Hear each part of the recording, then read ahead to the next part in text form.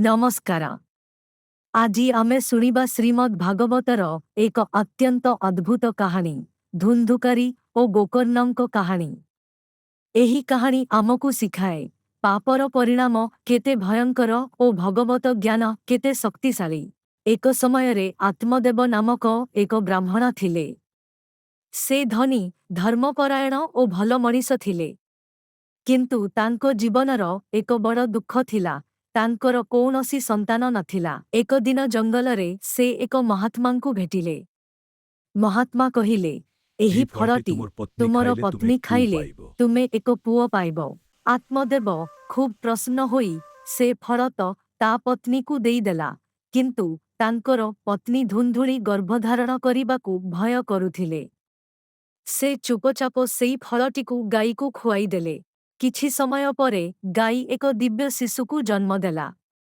ତାଙ୍କର କାନ ଗାଈ ପରି ଥିଲା, ସେଥିପାଇଁ ତାଙ୍କ ନାମ ରଖାଗଲା ଗୋକର୍ଣ୍ଣ।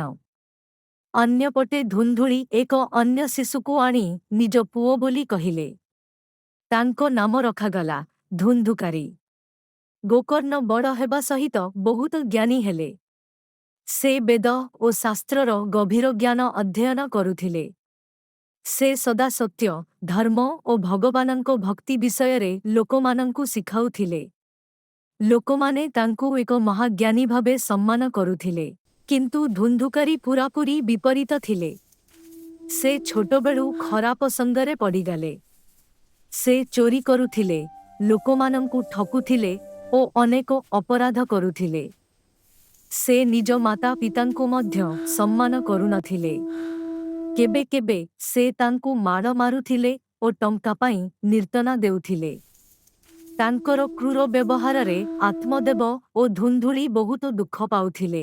ଧୁନ୍ଧୁକାରୀଙ୍କ ଦୁଷ୍ଟତା ଦିନକୁ ଦିନ ବଢ଼ିଲା। ଘରର ସମସ୍ତ ଧନ ସେ ନଷ୍ଟ କରିଦେଲେ। ଏହି ଦୁଃଖ ସହିପାରିନଥିବାରୁ ଆତ୍ମଦେବ ଘର ଛାଡ଼ି ଜଙ୍ଗଲକୁ ଚାଲିଗଲେ। ପରେ ଧୁନ୍ଧୁକାରୀ କିଛି ଲୋଭୀ ନାରୀଙ୍କ ସହ ରହିବାକୁ ଲାଗିଲେ। ସେମାନେ ଧନ ପାଇଁ ଏକଦିନ ଧୁନ୍ଧୁକାରୀଙ୍କୁ ହତ୍ୟା କରିଦେଲେ। ତାଙ୍କର ପାପର କାରଣରୁ ସେ ଭୂତ ହୋଇ ଘୁରୁଥିଲେ। ଧୁନ୍ଧୁକାରୀ ପିଶାଚ ଯୋନିକୁ ଚାଲିଗଲେ, ଆଉ ବହୁତ କଷ୍ଟ ପାଇଲେ। ଗୋକର୍ଣ୍ଣ ଏହି ଖବର ଶୁଣି ବହୁତ ଦୁଃଖିତ ହେଲେ। ସେ ନିଜ ଭାଇଙ୍କ ଆତ୍ମାକୁ ମୁକ୍ତି ଦେବା ପାଇଁ ସଂକଳ୍ପ କଲେ।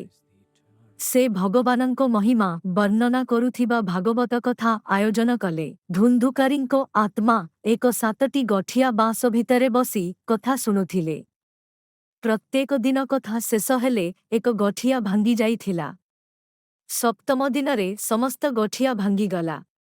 ଧୁନ୍ଧୁକାରୀଙ୍କ ଆତ୍ମା ପବିତ୍ର ହୋଇ ଦିବ୍ୟ ରୂପ ଧାରଣ କଲା। ସେ ଭଗବାନଙ୍କ ଧାମକୁ ଯାଇ ମୋକ୍ଷ ପାଇଲେ। ଏହି କାହାଣୀ ଆମକୁ ଶିଖାଏ, ପାପର ପରିଣାମ ସଦା ଭୟଙ୍କର ହୁଏ। କିନ୍ତୁ ଭଗବାନଙ୍କ କଥା ଓ ସତଙ୍ଗ ମାଧ୍ୟମରେ ମଧ୍ୟ ମୋକ୍ଷ ଲାଭ ହୋଇପାରେ। ତ ଚାଲନ୍ତୁ ଭଗବାନଙ୍କ କଥା ଶୁଣିବା। ଧନ୍ୟବାଦ।